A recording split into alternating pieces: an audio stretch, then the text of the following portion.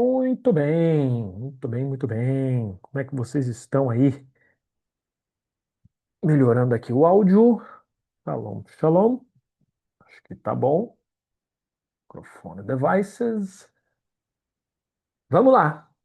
Na aula passada, nós citamos, né, e falamos sobre algumas das nossas. Deixa eu ver aqui, peraí. Voltei. Pronto, é isso mesmo. Nós citamos, né, as vestes sacerdotais e alguma coisa do serviço no tabernáculo. Hoje nós vamos voltar, né? Vamos citar assim, bem resumidamente também as vestes do sacerdote, mas vamos trabalhar o serviço em si no tabernáculo, tá ok? Bom, primeira coisa, lembrar que as vestes sacerdotais são oito, né? Oito vestes do sumo sacerdote, né? Perfazendo oito vestes que o sumo sacerdote usa normal, mais quatro vestes que ele usa no Yom Kippur, né? No Yom Kippur ele ainda põe mais quatro detalhes de vestes, ok? Então ele tem todas essas roupagens, todas essas vestimentas, ok? Bom, a ideia dele se vestir como ele se veste é para que ele demonstre santidade, né? E vestir-se de santidade, vestir-se como a gente diz, de uma teferet, né? Uma honra, uma glória, um esplendor, uma roupa que seja diferente realmente das outras roupas, né, para que não seja uma roupa comum, uma roupa qualquer. E aí, Shemot 28:4 vai dizer para a gente: farão vestes sagradas para Arão, né, a Arão, teu irmão, e para seus filhos, para que me sirvam como sacerdotes, ok? Veasu Big Day, né, Kodesh le Aharon, Ahicha, Ulvanav le Kahanoli, ok? As vestes não eram ornamentos exteriores, né? Eram canalizações da luz, ou seja, canalizações da bênção do Eterno, da atenção do Eterno sobre aquele lugar, né? Então elas atraíam, né, a luz, a bênção, as coisas boas de Deus para aquele lugar, para os filhos de Israel. Então a gente chama isso de canal, né, canalização da luz, tá? Cada tecido, cor e metal era a expressão física de uma força espiritual que o sacerdote precisava incorporar. Então, elas representavam alguma coisa e essa representação trazia para a mente do sacerdote o quê? Uma intenção. Poxa, isso aqui representa, né, humildade, isso aqui representa o povo de Israel que eu estou aqui, né, para ensinar, para ajudar e tal. Então ele vai mentalizando e aquilo vai, né, enchendo o seu coração. Então ele internaliza, né, aquela luz, ele incorpora, né, aquela expressão, né, espiritual em si. Vestir-se no Mishkan era, né, envolver-se na santidade, né? Vestir-se no Mishkan, vestir-se do tabernáculo, né? Tlabesh, né? É, Bec do chá, né? Era envolver-se, né? Lehit Labesh, era lehit, uh, lehitraot, né? Lehitraot é até a volta de voltar, de envolver, de ir e voltar. Então, lehitlabesh era vestir-se, envolver-se, envoltar-se, seria mais ou menos a palavra, né? Envoltar-se de Kedushá, né? Com a Kedushá, ou na Kedushá, né? Envolver-se na santidade. Assim como o Cohen Gadol vestia oito peças antes de entrar no santuário, né? Cada alma, ao preparar-se para servir o Eterno, precisa revestir-se de suas próprias vestes interiores, né? Pureza, humildade, disciplina, compaixão, fé, discernimento, reverência e amor, ok? Então, essa é a condição, né, exigida, tá? Bom, as 8 vestes nós já vimos são Ktonet, a túnica, que fala da pureza corporal, né? Então, só para a gente ver aqui rapidinho, né? Que tá as vestes, né? Os sacerdotes normais, né? Com as suas vestes normais, e o sumo sacerdote com a sua vestimenta, né, mais imponente, né, mais sagrada, tá? A túnica, né, que cobre, né, a maior parte do corpo do sacerdote, né, fala da expiação, da matança, né, que está traduzido, né, pelo Google, né, então fala da morte, dos sacrifícios, por isso que ele traduziu por matança, tá bom? Mas é a tradução do inglês, tá? E online, então vai ser tudo muito ao pé da letra, tá? As calças, né, os calções, como a gente falou ontem, que fala da expiação das transgressões sexuais, então fala do refreamento, né, de todo o instinto, né, o turbante usado na cabeça que expia, ou seja, que quebra, né, que trava, né, a altivez, o orgulho, né? O cinto, que era basicamente, o primeiro cinto ali é basicamente do peito aqui assim, né, até abaixo do umbigo, né? Ferida ao redor, na verdade, envolve o redor do corpo, é usado sobre o coração e expia os pecados do coração, que são os pecados dos pensamentos impróprios, tá? E a couraça, que é como é que é o nome que a gente chama aqui? Peraí.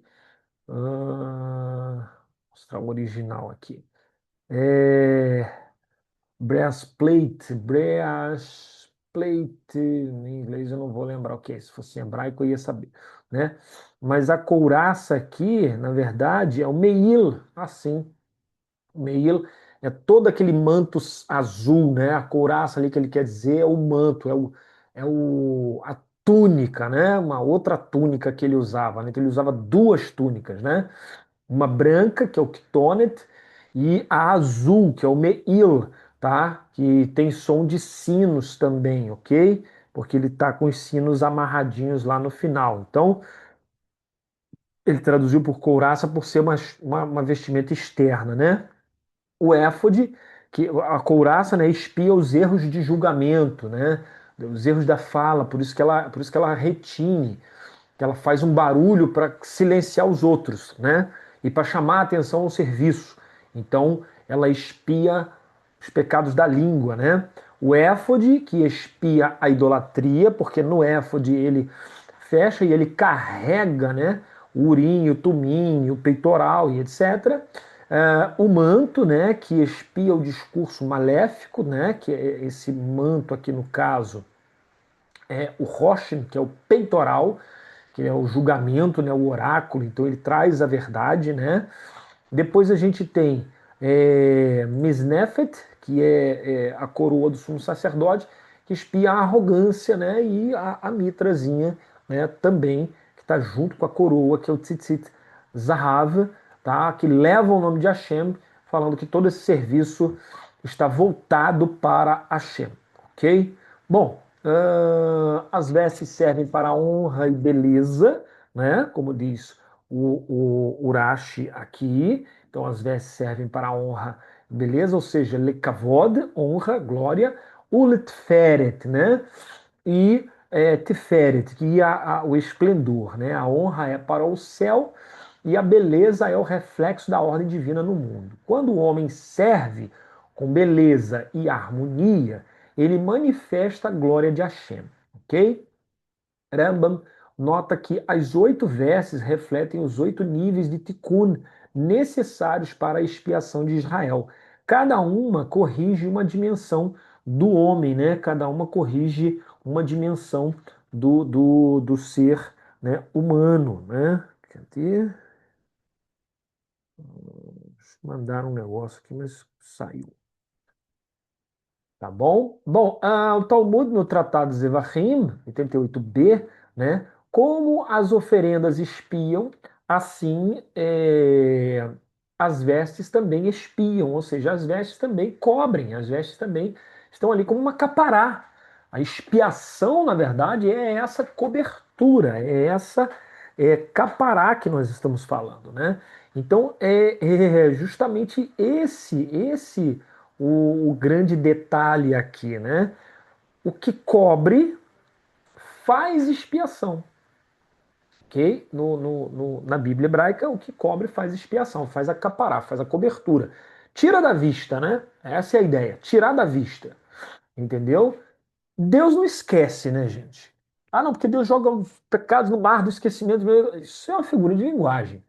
Deus não esquece, propriamente dito, né? No bojo da palavra, vamos dizer assim. Né? Deus não é que Deus esquece, né? Deus não esquece, ok? Mas ele, deixa eu aproveitar e botar uma música para carregar, mas ele, como se diz, ele.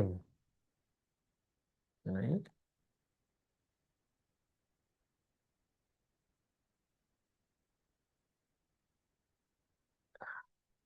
Um minuto aqui. O negócio é errado aqui. Ele não esquece, né?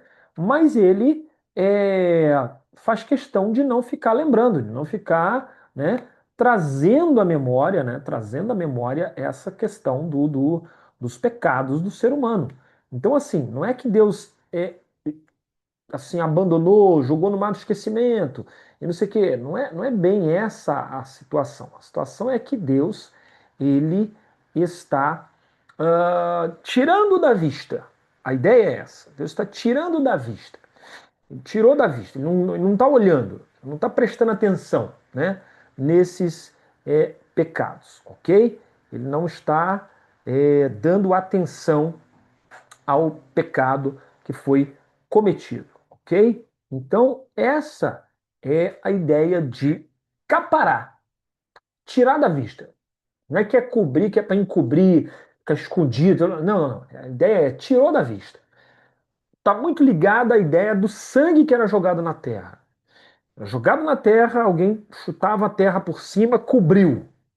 Capará, fez capará naquele sangue ali. Matou a galinha lá no quintal, né? Pá, e tal, jogou o sangue ali no chão ali, aí chuta vem com o pé assim, e cobre ali. Daqui a alguns dias não tem nem mais a marca daquele sangue, não tem mais nada. Você cavar ali, você não vai achar rastro daquele sangue. Então essa é a ideia.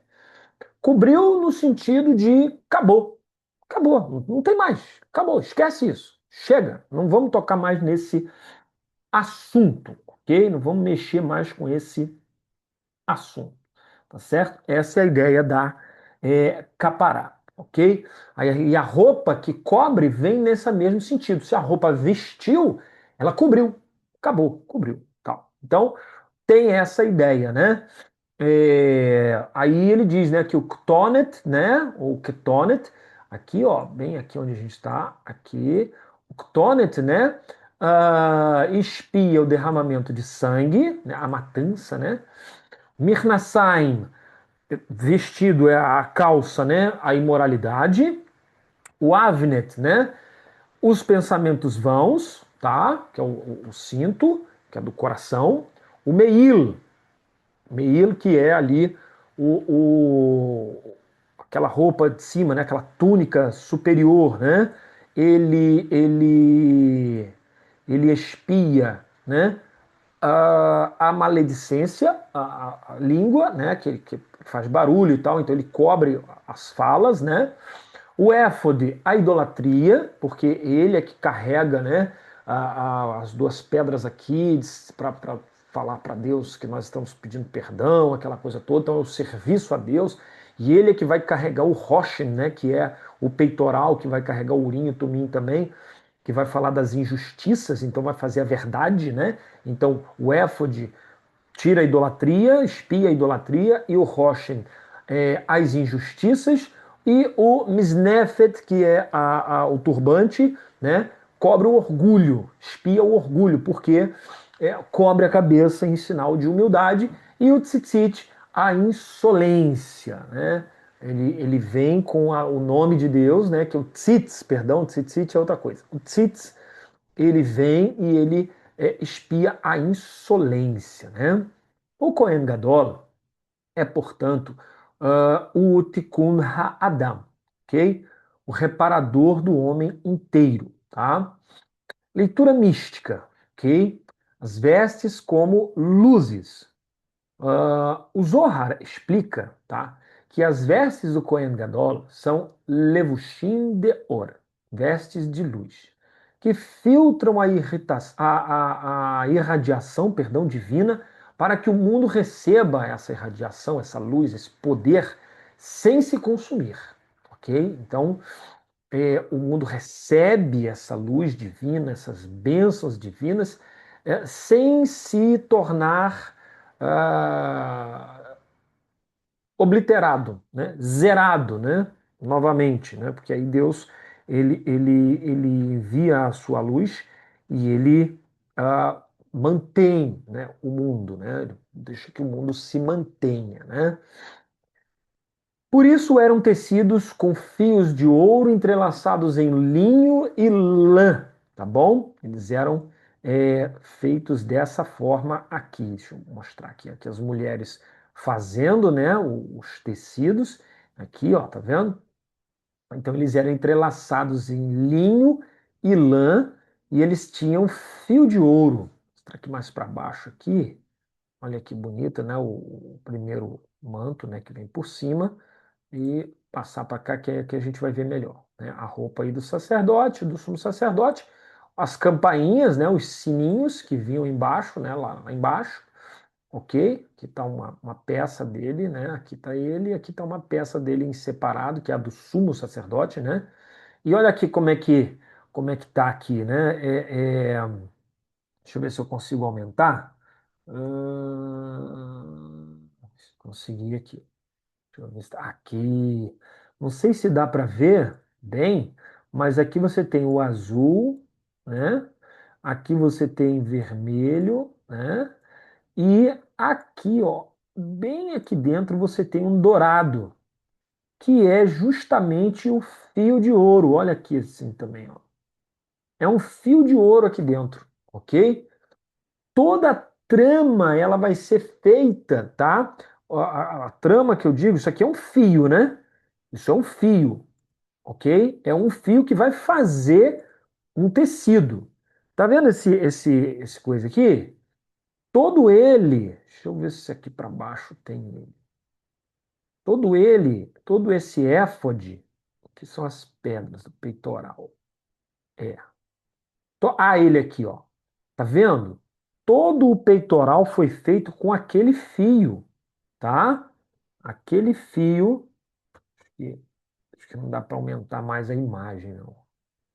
Não dá para aumentar mais a imagem, não. Olha só, tá vendo, ó? Todo ele é feito com aquele fio, né? Deixa eu ver se eu consigo abrir a imagem numa outra guia. Deixa eu ver se eu consigo aumentar ela aqui. Aqui eu consigo aumentar ela, ó. Todo ele é feito com aquele fio que eu mostrei lá, azul, vermelho e branco, e um fio de ouro. Imagina isso de longe, né? Isso brilhava, né? O sol batia, isso aqui brilhava e brilhava com ouro de verdade. Tá? Aqui no canto aqui a gente consegue ver, ó, um pouquinho de ouro aqui, ouro aqui, né? Agora não está dando para ver muito bem. Aqui, ouro bem aqui pequenininho, mas tem, né? Então aqui a gente visualiza, né? Essa questão, tá certo? Ele todo tramado, né? Feito a trama dele feita todo com azul, vermelho, branco e fio de ouro. Ó. Aqui a gente consegue ver mais um fiozinho de ouro aqui, ó, e aqui no cantinho aqui, ó, pequenininho. Tá vendo? Fios de ouro aqui, ó. Ó só, tá vendo aqui? Então, assim, o que que eu quero dizer com isso? Eu quero dizer que o tecido ele era feito realmente de glória. O brilho dele aqui, o brilho que ele tinha, né? Pode ver aqui na parte de baixo, né? Que realmente é ouro para todo lado aqui. Então, assim, aqui em cima, né? É ouro, ok? Então, assim, aqui não tem essa coisa de aparece, talvez. Não. era feito de ouro mesmo, ok? Não tem aqui o carretelzinho, deixa eu ver se lá no outro lado, na outra página aqui, a gente vê o carretel do fio de ouro com que essa roupa foi feita. Calma aí, deixa eu descer, tá bom, beleza. Esse é o vestimenta, né, de cima, né, não tem mangas, porque a de baixo aqui tem mangas, né, é o hobby, né, que chama, né, o meil, tá? O cinto, lembra que eu falei que o cinto era amarrado quase do peito até o umbigo, ó, tá vendo? Aqui estão os braços, né? Aqui tá, aqui estão os braços, tá? Do sacerdote. E isso aqui tudo, ó, mais ou menos da altura do peito até o umbigo é o cinto. São 32 amot, quase 16 metros de pano, né? Para poder fazer isso aí, entendeu? Amarrar o cinto. Esse é um outro cinto, é uma concepção artística, na verdade. Isso aqui é de um outro cinto vermelho que era para o dia de Yom Kippur, ok? Deixa eu só olhar aqui mais uma curiosidade para vocês. Aqui, os carretéis de ouro aqui, ó, tá vendo? Os carretéis com fio de ouro que foram feitos agora, né? A essa modernidade e essas tramas para fazer aquele peitoral lá que a gente viu, né? Lá o éfode lá que a gente viu, ó, o azul, o vermelho, né? E o ouro, ó, né? Spoon gold, né? O fio de ouro, tá vendo? E aí foram feitos aqueles adornos, o éfode e tudo mais, com esses materiais, ok? Esses materiais aí, tá bom? Deixa eu voltar lá, voltar de novo. Já está aqui, né? Já. Essa aqui mesmo. É essa a primeira página? Essa é a primeira página. Presley Goveltz. Então, assim, cada fio da cor, né, era uma vibração espiritual. Tehelet, que é o azul celeste, ligava ao trono divino, as coisas do céu. Argamã, em hebraico, que é a púrpura, representava a realeza e a elevação, ou seja, um serviço real, um serviço elevado, né? Tolaat Shani, escarlate, lembrava o sangue e a vida redimida. Então, o escarlate lembrava que houve um sacrifício, que houve uma mudança. Lembre, sacrifício é mudança. Foi alterada, né? A gente alterou a natureza, ok? A gente alterou o nosso comportamento, né? Ok? O Zahav era a luz condensada, a sabedoria manifestada. Então é o brilho, né? O Zahav é aquela glória, aquela luz que está sendo manifesta, ok? O Cohen envolto nesses matizes, ou seja, nessas cores, tornava-se literalmente um arco-íris, né? Uma, uma, uma, uma aliança viva, né? O arco-íris é uma aliança, né? Então ele tornava uma aliança viva, né? De luzes unificadas, símbolo da aliança entre o céu e a terra. Então ele era uma aliança viva, tá? Você, quando está vivenciando a vida para Deus, as coisas, você também é uma aliança viva, você também é você representa uma aliança que vive, né? Uma pessoa, né, que está aí, né, vivente, ok? Ah, deixa eu ver aqui. O homem como Mishkan interno, né? O Rambam, Ilhot Deot 3.1, diz: o homem é chamado Mikdash Me'at, pequeno santuário. O Mishkan não foi apenas uma estrutura física, é também modelo da alma humana. O altar corresponde ao coração, lugar dos sacrifícios e paixões, ok? A menorá corresponde à mente, ok? Então você tem aqui, ó, o altar corresponde ao coração, a gente já falou sobre isso, não vamos entrar em detalhes. A menorá, você já sabe o que é, corresponde à mente, que é a luz do entendimento, é onde deve nascer as ideias para Deus, boas, né? Onde Deus deve iluminar, melhor dizendo. A mesa dos pães corresponde às boas ações e o sustento, ok?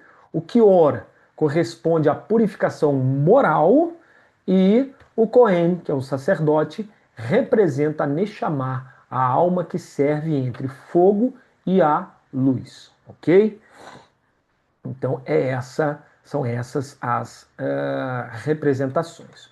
O homem veste suas roupas sacerdotais quando purifica sua fala, seu pensamento, né, e intenções, né, e quando se torna em miniatura um mishkan ambulante.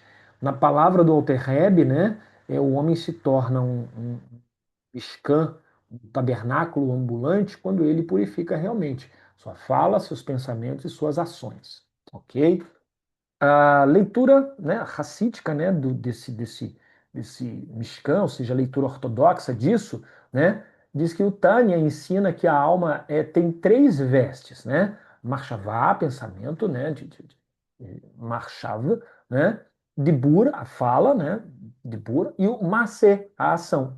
Essas vestes são os canais pelos quais a divindade se manifesta no mundo. As 8 vestes do Kohen Gadol representam o refinamento máximo dessas três dimensões, cada uma delas servindo como recipiente para a luz da Nefesh Elokit, a alma divina. Quando o pensamento é puro, é como o Misnefet, né, e o Tzitzit. Quando a fala é verdadeira e compassiva, é como o Meil e seus sinos de ouro, né? A fala, né? Uma fala dourada, uma fala bonita, né? Uma fala de coisas boas. Quando a ação é justa, é como o éfode e Roshem juntos, né? O éfode e o peitoral juntos, né? Justiça, né? E bondade, né? E tudo junto, ok? O serviço do Kohen Gadol é, portanto, o arquétipo do trabalho interior de cada judeu, unir o pensamento, a fala e a ação em santidade ao Senhor, ok? Hoje, sem o Mishkan fixo, né, físico, né, vestimos os trajes da santidade através das nossas mitzvot, ou seja, através dos nossos trabalhos para Deus, do nosso comportamento para Deus, dos mandamentos que Deus nos deu. Né? O tefilim shel rosh é o tefilim que a gente usa na cabeça, é a consagração da mente, ou seja, então a pessoa que tem os pensamentos voltados para a Torá, então o serviço, né? Tzitzit, né? O tefilim sheliad, que é o tefilim que a gente põe na mão, né? Representa o éfode, né? A santificação da ação. Então, quando a gente faz coisas para o eterno, né? E que louvam o nome do eterno, nós estamos como se estivesse colocando o éfode, né? O talit, que o judeu usa, que é o meil, né? Azul, tá? É o manto da pureza e compaixão, ou seja, quando nós somos puros, né, de pensamento, de coração, e temos compaixão pelo próximo, é como se nós estivéssemos nos cobrindo com, né, o Meir. E o Tzitz também, né, aqui, são os sinos e franjas, né, lembrança constante do dever, ok? Então, aqui nós precisamos lembrar do que nós devemos fazer, né? Fazer, sempre estar lembrando, sempre estar com a memória ligada no que nós precisamos fazer para o eterno, e cumprir aquilo é como se nós estivéssemos com o nome do Eterno na nossa testa, ok? Então, passando agora para os sacrifícios, ok? Indo aos sacrifícios, nós temos aqui categorias e finalidades que nós falamos na aula passada muito rapidamente, eu deixei para essa aula, né?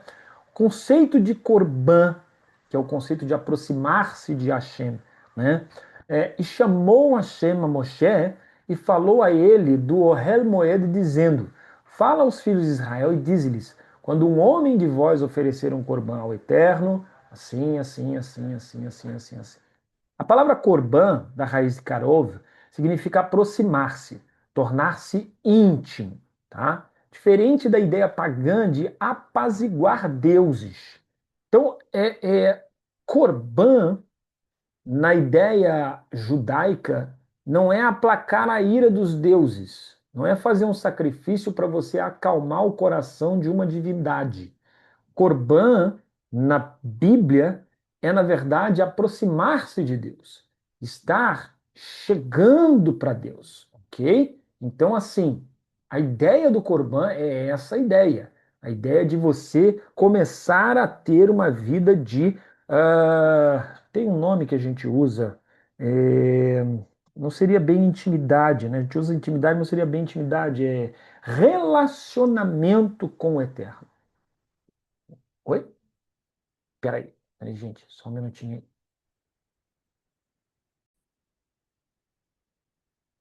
Muito bem.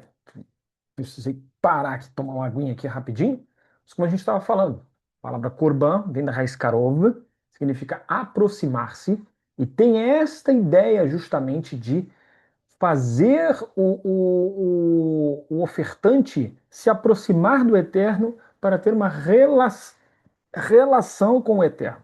Diferente, obviamente, das culturas pagãs, né, que falam sobre aplacar a ira dos deuses, né? Vamos sacrificar para acalmar o deus fulano por causa do vulcão que vai entrar em erupção e não sei o que, não tem nada disso, tá?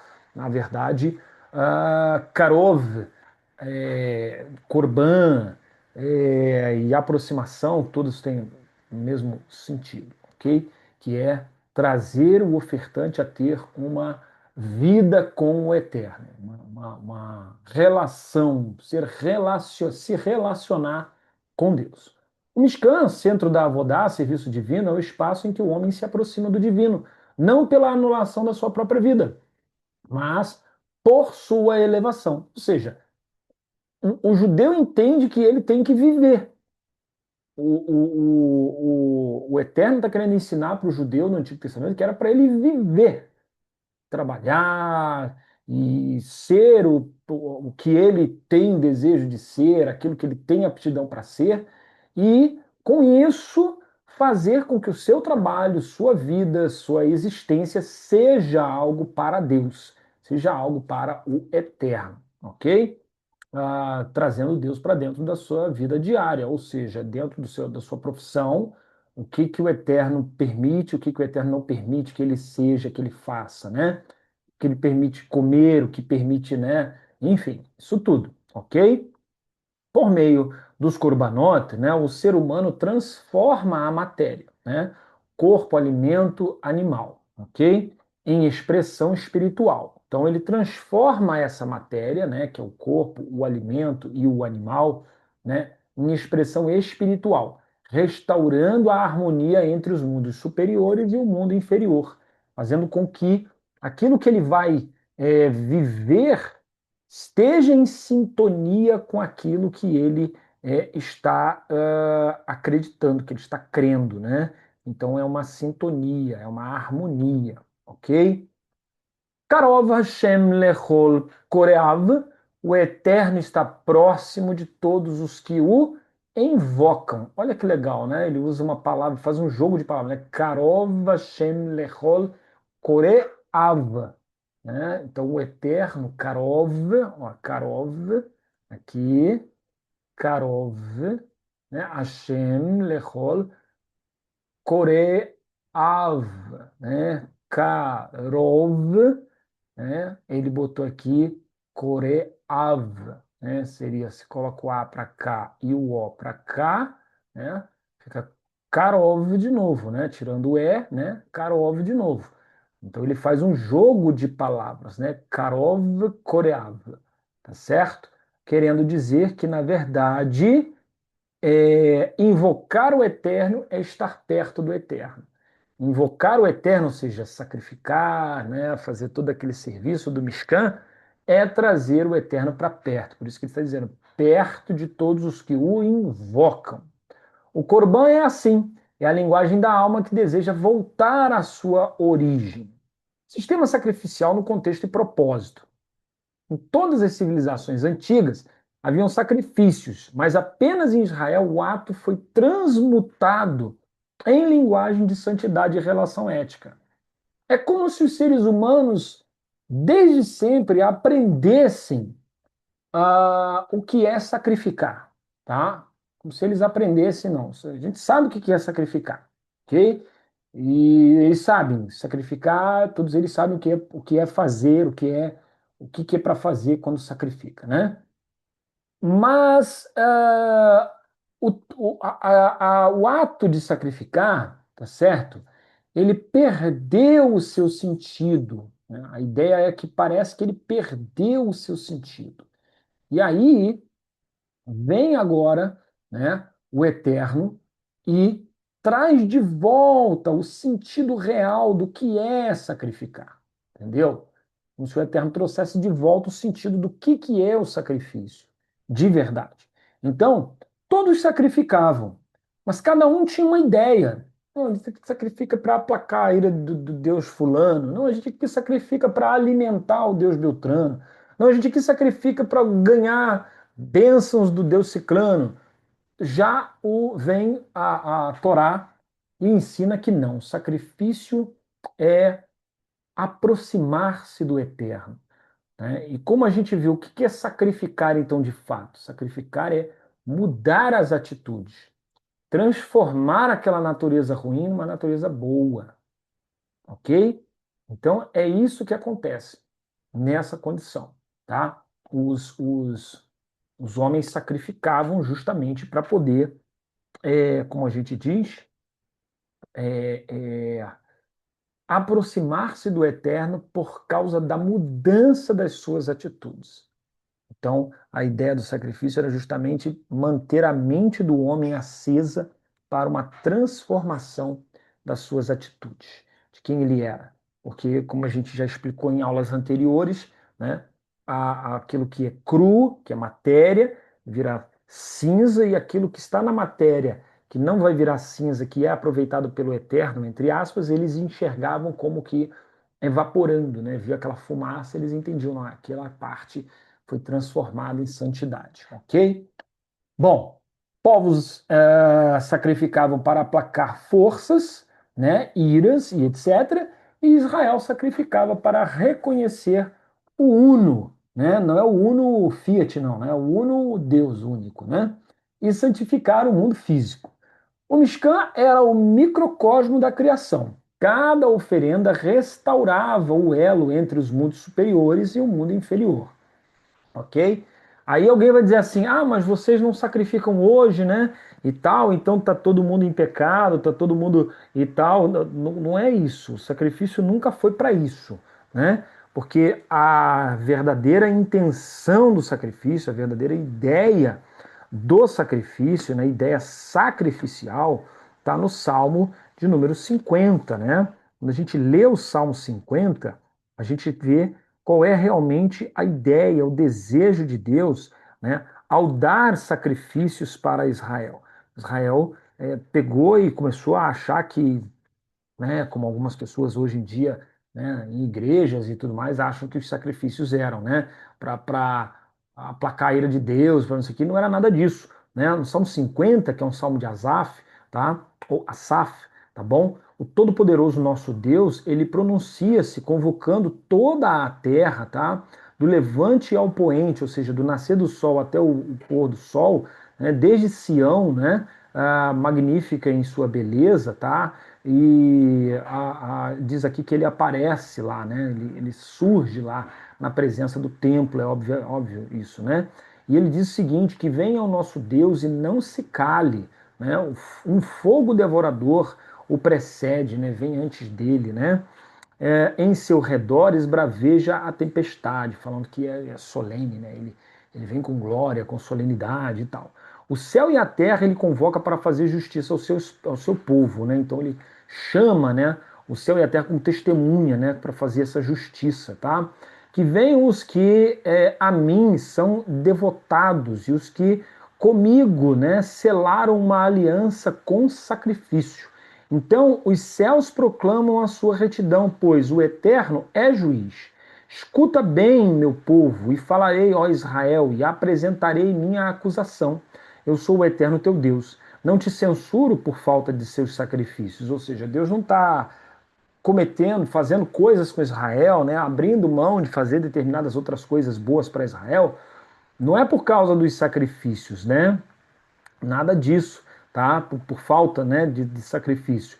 Pois tuas oferendas trazes a cada dia, ou seja, vocês todo dia vocês estão trazendo. Então não é isso que está dando problema. Não requisito novilhos dos teus cercados, nem cabritos dos teus rebanhos. Então Deus já começa a censurar. Assim, vocês trazem, mas eu não pedi para ficar trazendo isso toda hora, né? Pois a mim pertencem todos os animais das florestas e todos os rebanhos dos montes. Então já está querendo repreender aqui, dizendo assim: peraí, vocês estão trazendo com uma outra intenção. Não é a intenção correta. Conheço cada ave das montanhas e cada criatura que rasteja pelos campos. Meus eles são. Se tivesse fome, eu não precisaria te dizer, pois a mim pertence o universo e tudo o que há nele. Então, olha que interessante. Deus está dizendo assim: olha, eu não preciso, não tenho fome, né? Se eu tivesse, eu tenho tudo, tudo é meu.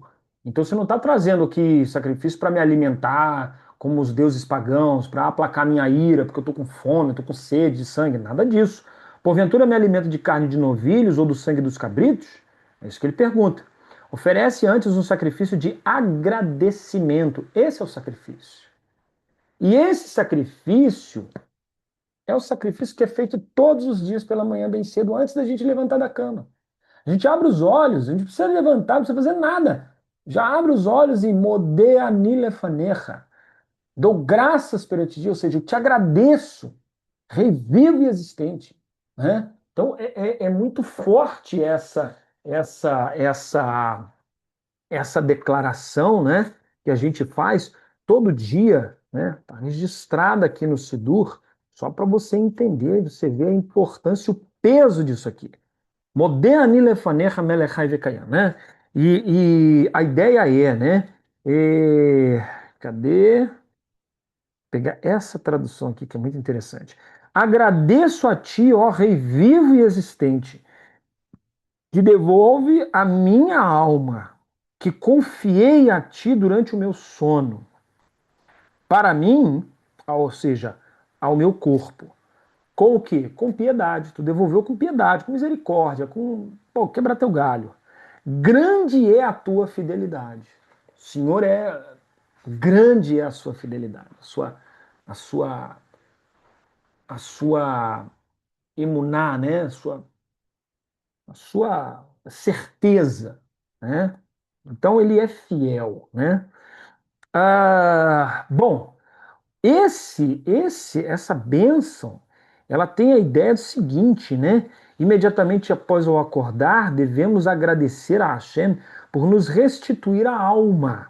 Devemos nos fortalecer como leões para servir o nosso Criador, ainda antes mesmo de nos levantarmos da cama.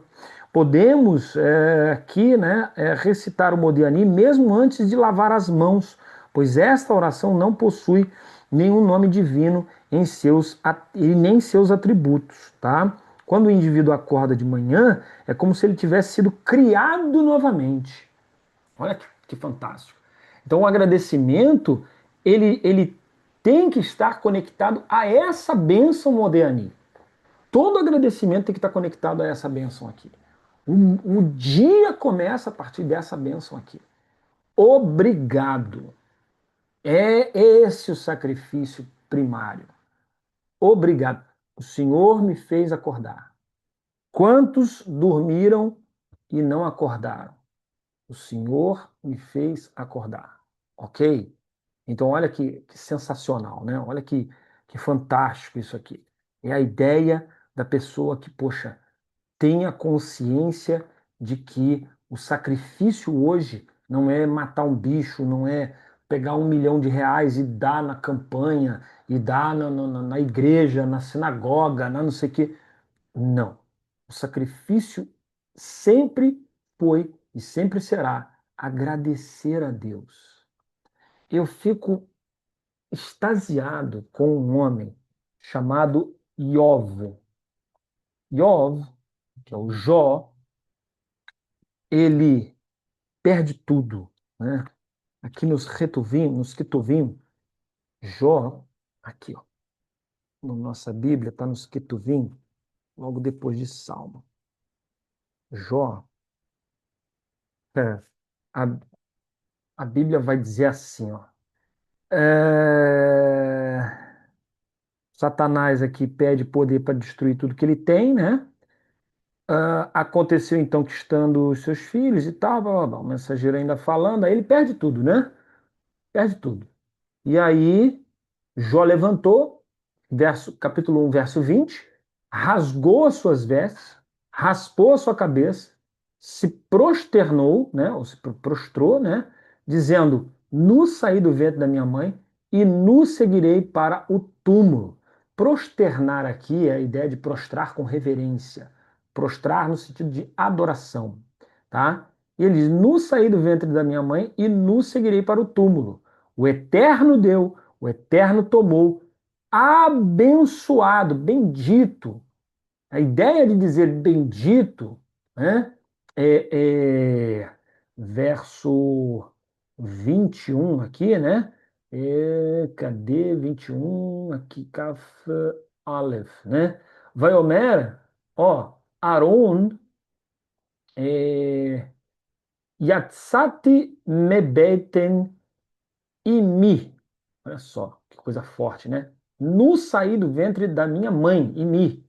Ve'arum, e nu, né? Arum, a chuva, retornarei, chamar para, para lá, para aquele lugar, o ventre da terra, né? Mas é para lá, para o ventre da mãe de todos, que é a terra. Isso que ele quer dizer, tá bom? Chamar. Adonai Natan, Deus deu, Deus concedeu, Ve Adonai Lakar, pediu, né? Tomou de volta. Yeshem, Yehishem Adonai Meborah. Então, Meborah, Mevorar, né? Meborah, sotaque sefaradita. Mevorar, Mevorar, ele está dizendo assim, Deus deu, Deus pediu, né? Que o nome Shem Adonai Mevorar, o nome de Adonai seja bênção, seja bendito, não seja amaldiçoado por conta de uma ingratidão da minha parte, porque Deus já me deu, eu já vivi tempos maravilhosos, em que eu estou vivendo agora condições, situações, questões, mas bendito seja o nome do Eterno, bendito seja Ele para sempre, bendito, bendito, bendito. Bendito seja o Senhor. Agradecemos ao Senhor. Esse é o sacrifício. Essa é a verdadeira entrega, a verdadeira transformação de consciência, né? Então, o Mishkan era o microcosmos da criação. Cada oferenda restaurava o elo entre os mundos superiores, né? Olamot e os mundos inferiores, certo? O Midrash Vaikra Rabbah diz: o santo bendito seja ele, disse: eu não peço a vocês o sacrifício dos animais, mas o coração quebrantado, né? Zevar Elokim Ruach Nishbará. Então, o que o Eterno pede ao homem é um coração quebrantado. Está lá quando Davi ele falha com o Eterno, né? E o texto é muito enfático, né? Aqui no Terrilim. Cadê? Terrilim 51. Peraí. Berlim 51. Opa, 55, 51, 19, pensei que era 17, né? 51, né? O verso 2 do capítulo 51 diz: composto quando procurou o profeta Natan após sua união com Bathsheba, né? Após ele se unir com Bathsheba, ele vai buscar o profeta Natan. E aí no verso 19 ele diz: o verdadeiro sacrifício ao Eterno é o coração contrito, o coração arrependido, o coração que agradece a Deus pela sua misericórdia. Porque só alguém que precisou muito agradece muito, tá? Só alguém que realmente precisou demais vai agradecer demais, entendeu? Então esse é o sentido, essa é a condição, né? Então o Eterno jamais desprezará um coração angustiado e pleno de arrependimento, ok? Essa é a condição, tá certo? Deixa eu beber uma água aqui, peraí.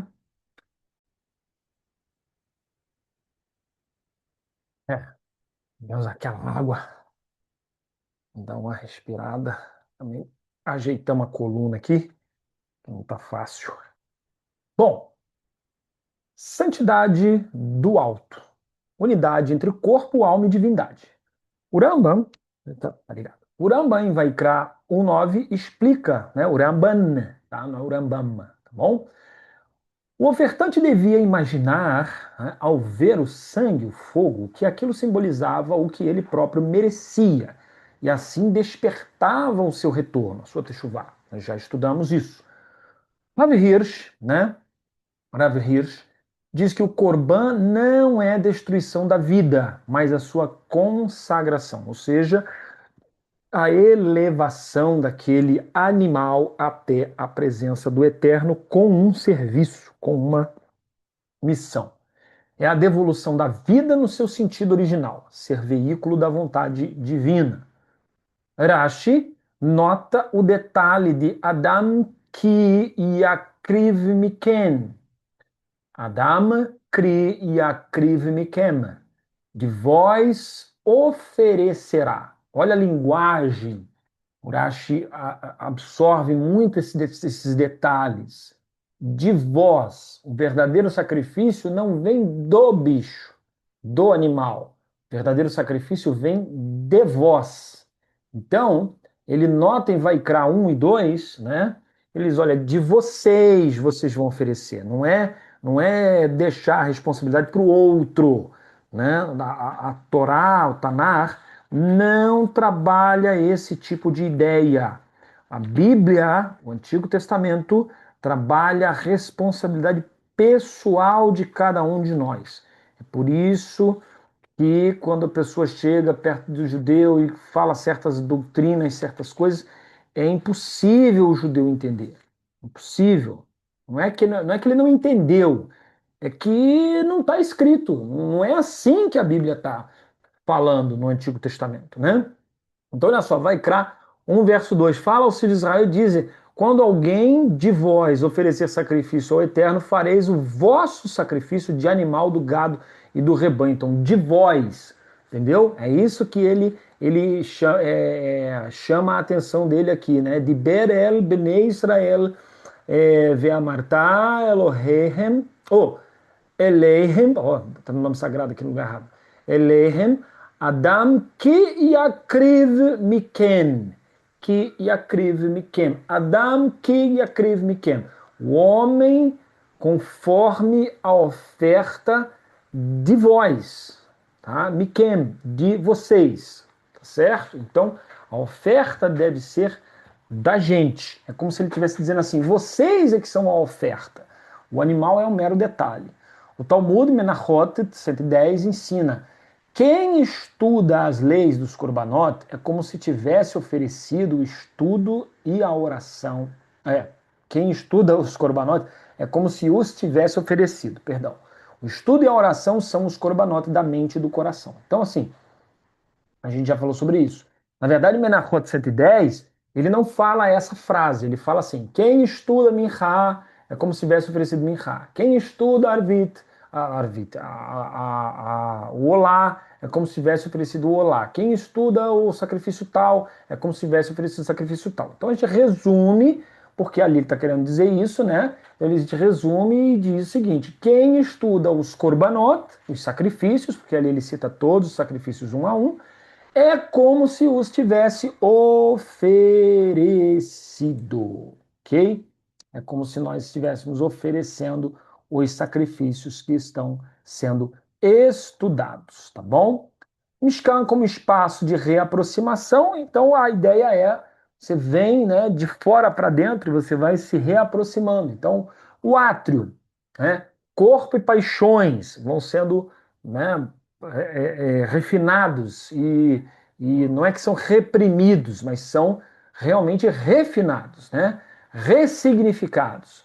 O que ora, a bacia, né, purificação, né, purificando, lavando as intenções, os pensamentos. Misber Haolá, o altar do coração, que é o altar do holocausto, é o altar do coração, onde queima, onde arde os desejos, né, e tudo mais, e é ali que é feita a queima do animal. Reihal, mente e espírito, que é o lugar, o palácio, né, o lugar santo. E o Kodesh HaKodashim é a união plena com o divino acontecendo, ok?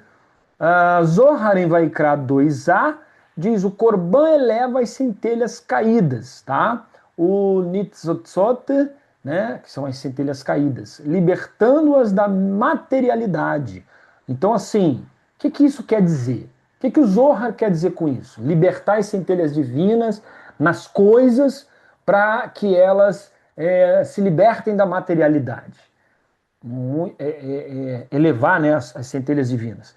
A ideia é que tudo aquilo que é efêmero, que é tratado de forma banal, mas que no final das contas tem uma implicação prática para a nossa vida, a gente passa a elevar aquilo a um status de santidade, e aí você liberta essa coisa da materialidade, ou seja, daquela coisa assim banal, da banalidade. Então, assim, você vai comer,